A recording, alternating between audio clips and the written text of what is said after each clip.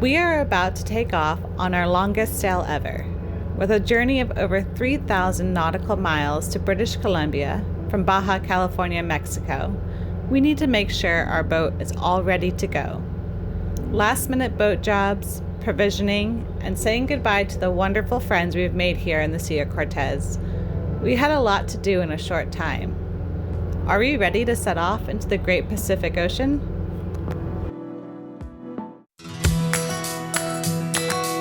We are Liz and Rui, sailing on a 1982 Cal 39. Join us each week as we let go of the mussets and believe that anything can happen and anything can be.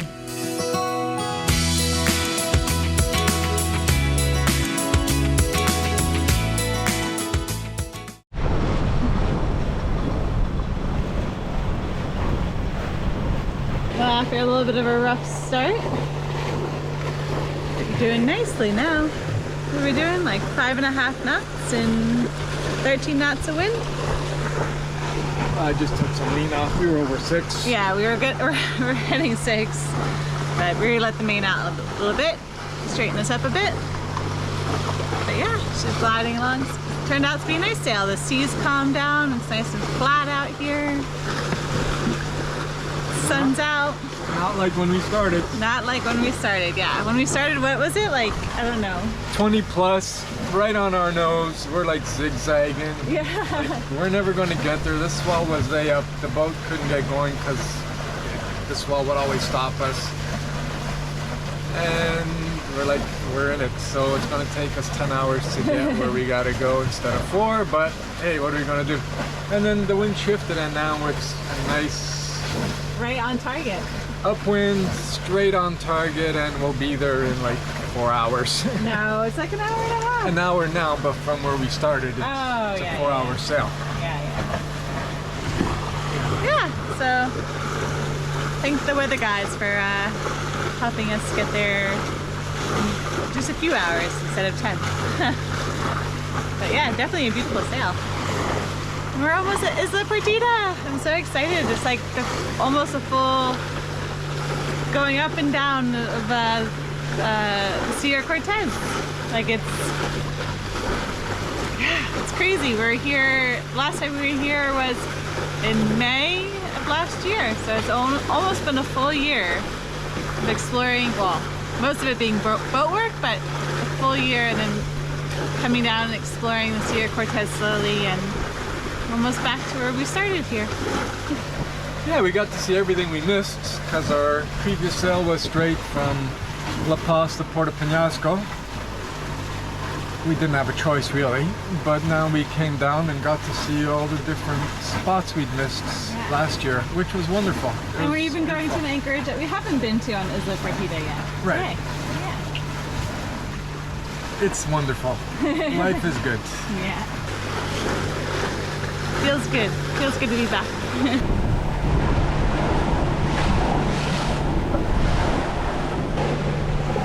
This is nice. We're in like 6'5" right now. 20 knots of wind. Be there in no time. The sailing was like the solid. This is easy.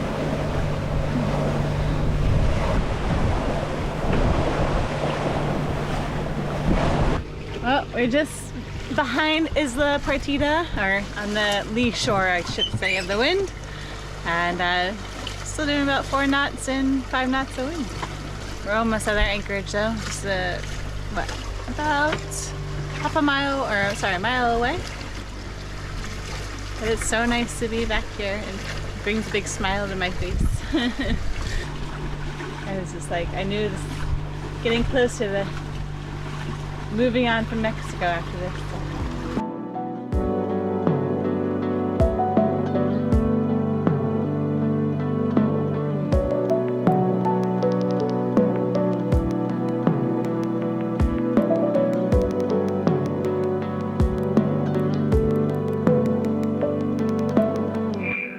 Alright, we're off again. We had a much more peaceful night's sleep last night. Definitely wasn't as rolly. The winds did pick up this morning. No, but We held well again. Anyway, we're along on our way to La Paz, because it will be like the start of getting ready to go out to the Pacific Ocean.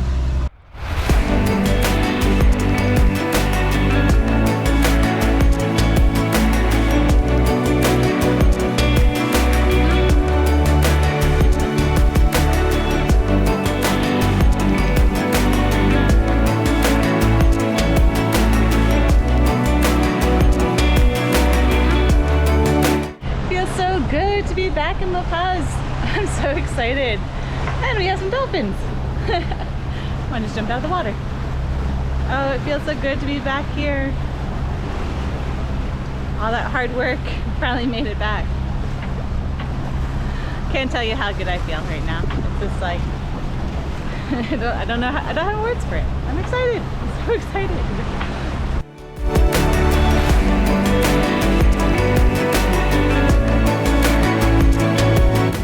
We were both really happy to be back in La Paz, and we were greeted with the best welcome ever from our friends on Divergent and Utopias.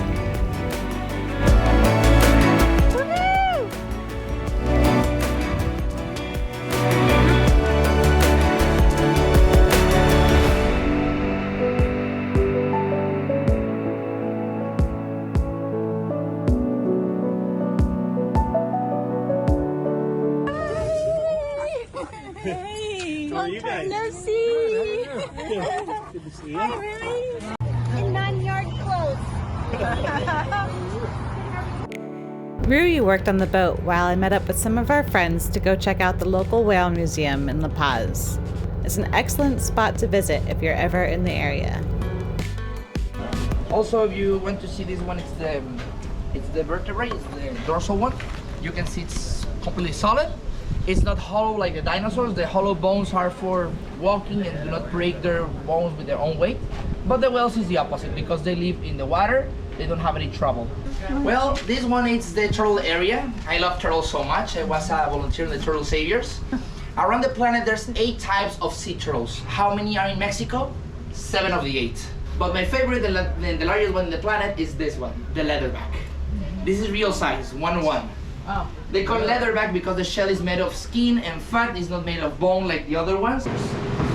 And here we have a 21 feet long orca, but the fully grown adults can be 30 feet long. Remember sushi, the sperm whale? Mm-hmm. Well, we saw this jaw and the skull. This is the rest of the body. Wow. The folks that work here are very knowledgeable and really love teaching you about the life in the Sea of Cortez. You can definitely learn a lot here. Alright, so one of the projects we're gonna now do, which we've talked about before, but we weren't really sure, but now with the extra solar and how we've only used one tank, we're actually gonna remove one of our water tanks. So on It's the Truth, we have 2 of these aluminum water tanks. They each hold 75 gallons. And with the water maker and the extra power, we are able to fill up, keep the other one full. And even if for some reason the water maker goes, 75 gallons is plenty. I crossed the Atlantic on a boat. I think it had 45 gallons of water, if I remember correctly. It may have been more or less, I can't remember. And that was a 3-week journey, so yeah.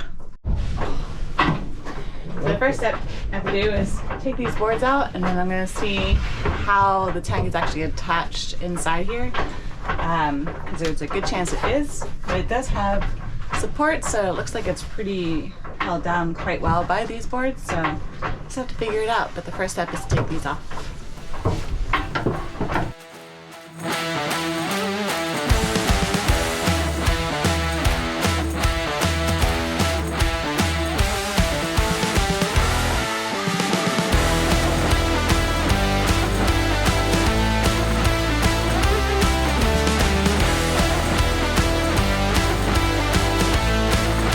Remove the slats on top, and Rui just removed the sensor for the tank. And this is actually the good sensor. So, are we going to keep the sensor? Oh, yeah, we're going to put that one on there. On the other tank. Yeah, because we haven't actually been able to tell when the other tank has been full. We just wait for it to pour over the side. It hasn't worked for a while. So anyway, but I'm gonna go in ahead and remove the hose. This is the fill hose and this is just the air vent for the tank. I'm gonna go into the head where I can reach these and disconnect them.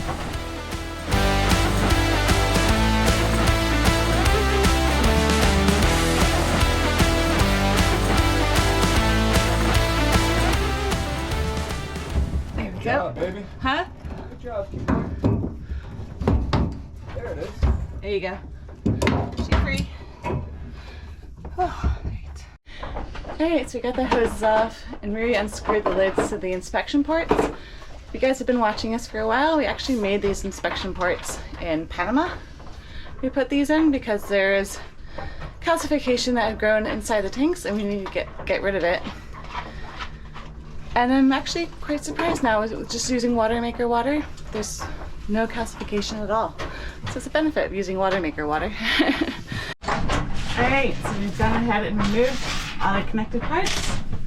And we've kind of shimmied it over a bit just to be able to pick it up on this side. And I guess that's the next step, right? We're gonna try and pick it up. See how this works. So we have a bit of a problem trying to get this out. These two pieces, the fills and the air vent, the vents, are blocking us from picking it up. So we're trying not to cut it because we're trying to give it away if somebody wants to take it. Well, that's the issue over there, and then Right. the issues over here is there's a piece of wood that's been fiberglassed into the boat, which is on a steep angle, which we can't get the tank to come over it Well, it's because over it now. Oh, yeah. those side things hit. Yeah, exactly. And without that, this part here doesn't clear here. Right. So maybe what we can do is get that Well, side down, get this that's- side up, that's what I'm and once saying. I come up, then That's we what I can was thinking, come yeah. out. Okay. We're So, there you go. That was easy. There. Now pick it up more. It's got to go all the way over that way. Okay. Got half an inch.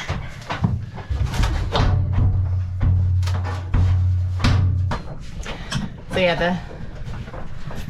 the hose clamp, where we cut the hose, instead of removing the clamp because we thought it'd be easier, it's actually preventing us from taking out the tank right now. Pass me that screwdriver with the hammer. The hammer. So, yeah, we're just gonna smash it out. Don't force it. Use a bigger hammer. Exactly, exactly. My favorite quote over erased. Did it break off? It was so rusted. I love my multi-tool. You're the big screwdriver and the hammer. No more clamp. That's how This, yeah. this one removes everything. The best tool there is. Woo. Now can you pull that way a little bit? There you go.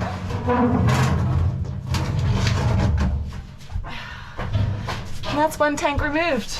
Now we just gotta get out of the boat, which is gonna be fun. Let's turn it up. Okay. There we go.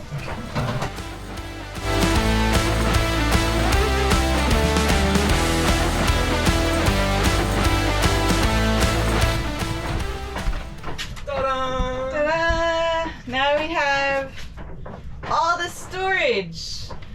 And I get to paint it with bilge paint, clean it, paint it.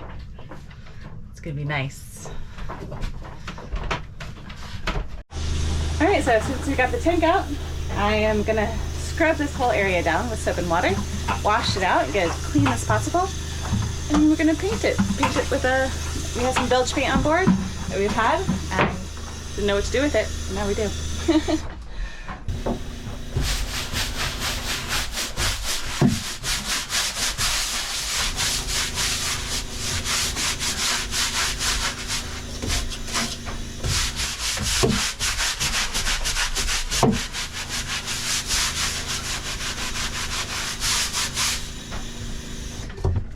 Alright, so we have this bilge paint from Total Boat.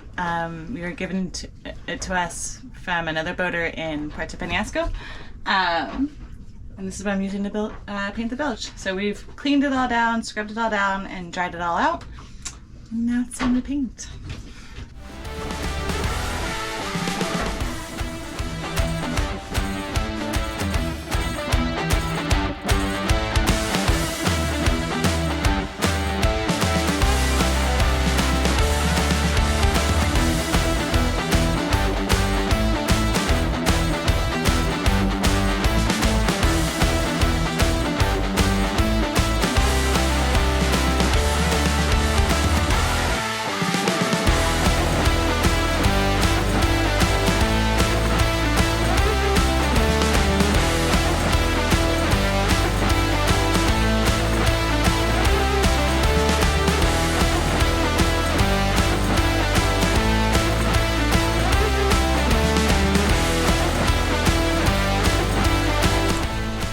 So that's it.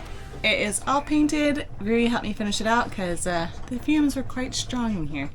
But we had all the windows and hatches open. But it's all painted.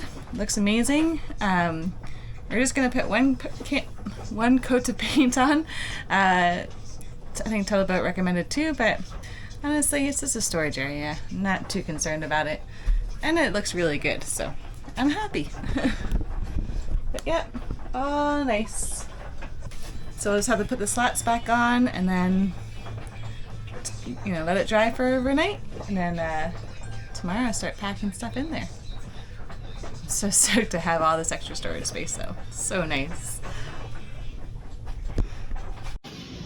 Alright, so it's the first prep grocery run of before setting sail up to British Columbia. So we will be sailing for probably about 30 days. And well, we have to find room to find where to put all this stuff, but we're trying to prep for 30 days up in British Columbia, and then we're heading to Alaska. And food and groceries are just so much more expensive up there, so we're just kind of stocking up for a very long time at this point. Yeah, I'm trying to get a close to 6 months worth of provisioning, because we know we can get everything down here for hopefully a quarter of the price of what we normally pay in the States, or maybe 1/8 the price of what we pay in Canada. It's still expensive, but it's not nearly as expensive in the States. Yeah. So other than like fresh produce, which you can't, that stuff doesn't last, but anything that's, that will last and contain itself for the next 6 months. To a year. No. But cans. Yeah, canned food, like water. All that kind of stuff. All the stuff we will, we'll let you know what the bill is for how much stuff we get, so you can actually compare where you live and how much groceries actually cost compared to what we pay down here in Mexico. So I'll show you what's in our cart. This is our first cart, and we're coming back tomorrow again as well. So I'll give you guys a tour of the first cart. Here we go. It's pretty full. Lots of milk on the bottom because you can't get boxed milk in the States. But it's all lots of canned goods, some toilet paper, butter, all the important stuff. But yeah, so this is the first run. Tomorrow we'll come back again and get more cheese, I guess, and Rui's ginger ale, because that's what he lives off of, and a lot of the fresh stuff as well. Yeah. But I keep walking around and seeing, this is a great grocery store. It has everything, and I keep walking around, I'm like, ooh, I want that, and Rui's like, there's no more room in the grocery cart. So I'm calling it a day for now, but we'll come back tomorrow. We will be back later today. We're finally back on the boat. We just got back from our first run of provisioning. Tomorrow we'll be doing a second one. So we've ended up with a whole lot of coffee at a great price, like 8 jars of it. And have a look and see all the stuff we bought.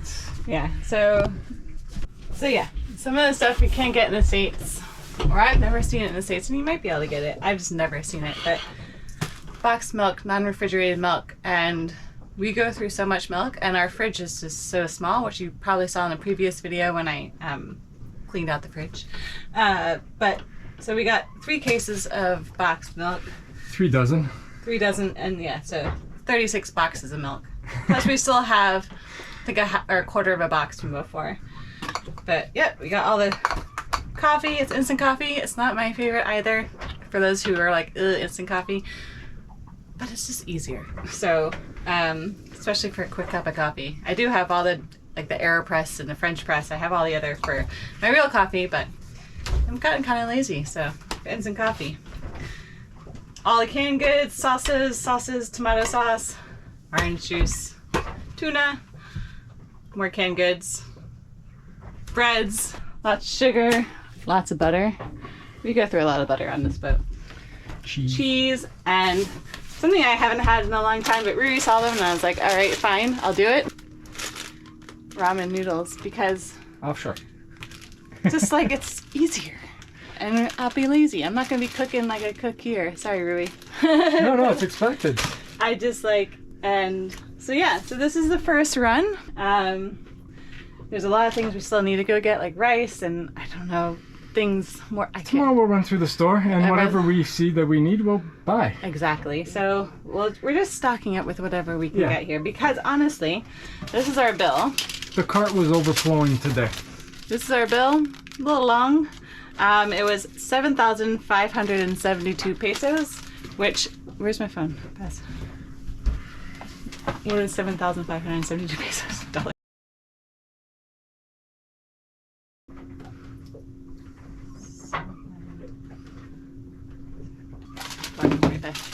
So we bought all this food, which this will last us quite a while, and we spent $445. So, and this is a lot of food. I'd say it's a great buy. I mean, the honestly, cart was overflowing. yeah, I could have used 2 carts, really. But like, it's the comparison to the last time I was in the States when you buy like 2 of our shopping bags and you spend $400. So I think we did good. And we even got all this cereal. Oh yeah.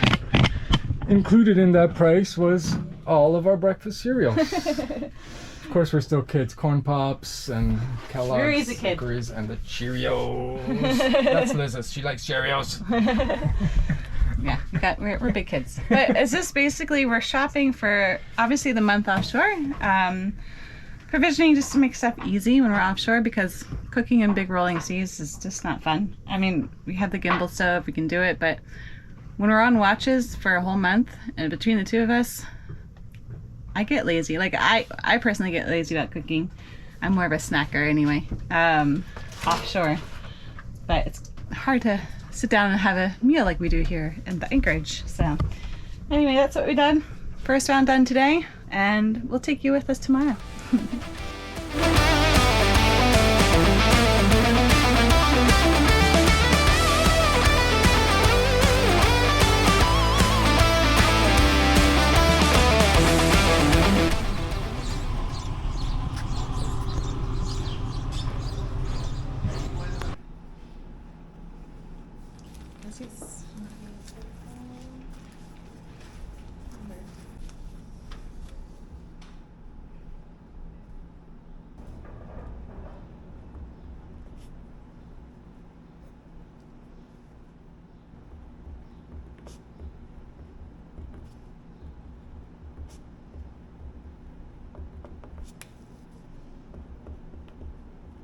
Alright, well, I started the process of checking out, but apparently you need a form to show that you don't owe anything here. So they sent me to another office, which we have now found out that we owe 450 pesos for anchoring here in La Paz, which is quite expensive, but learn something new every day. So now, since Rui has my wallet, because he went and got some more fuel, then run back to him, then run back to the API office to get the form to show I don't owe anything, and then back to the port captain. Oh, glad I started this early. Should have started even earlier.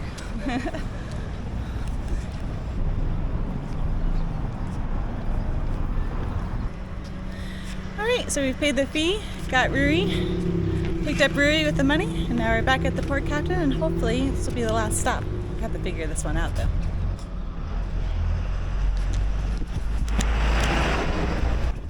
Well, after a long day, and about 3 hours at the port captain, we finally made it over to immigration, which is all the way across town.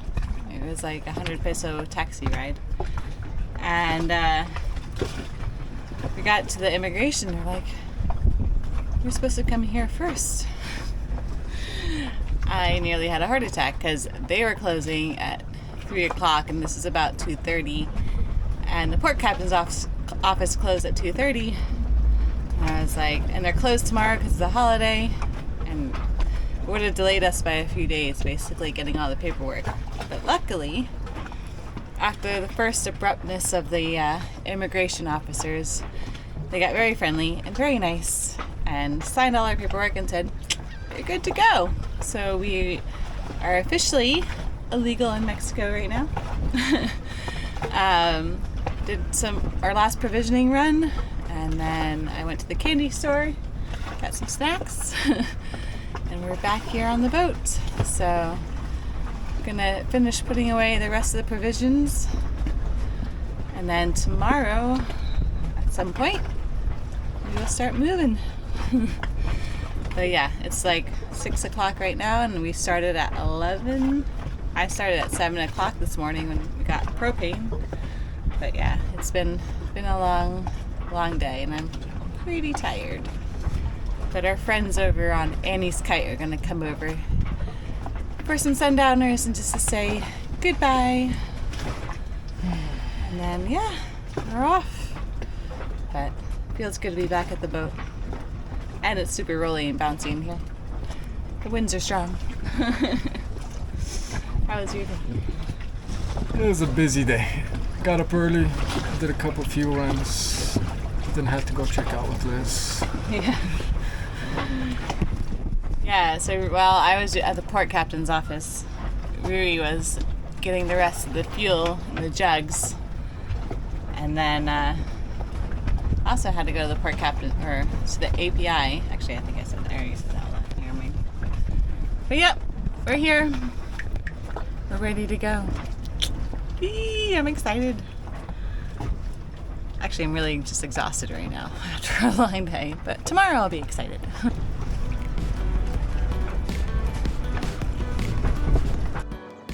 Our friends from Annie's Kite, who are our neighbors in the boatyard in Puerto Penasco, came over with some champagne, and we enjoyed our last night together in the Sea of Cortez. It was a great end to a very busy week in La Paz, and we were all happy to sit, relax, and watch the sunset from It's the Truth. Were you beating, or were you close reaching, or? Yeah, a lot of beating. Woo! Oh shit! You shook. Yes. Here, let me put. I poured in my glass first because I was trying to get this. They're another year here. Salute. Salute. Journeys. Long journeys. Yep. Alright, we're out. We are out of, well, not out yet. We're leaving La Paz. Goodbye, La Paz.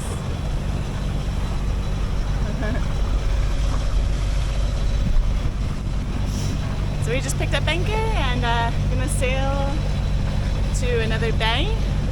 It's a stopping point. We'll sail two different bays before we take off for good. The first one is about, I think, 20 miles away, if I'm correct. So, just heading out of the channel now, though. Woo! I'm getting going!